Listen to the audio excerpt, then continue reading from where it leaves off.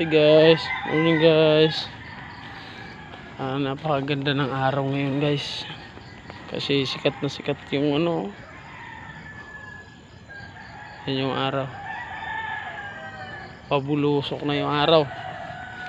Lalabas na. Maganda yung panahon ngayon. Yung mga gusto magpainit dyan. Pwede na kayo magpainit at yung araw labas na. Maganda yung umaga ngayon natin. Maganda yung panahon. Sa mga di pa nagkakape dyan, good morning at magkape na po kayo at maganda-ganda yung umaga ngayon. Kaso yung mga bulaklak guys, parang di pa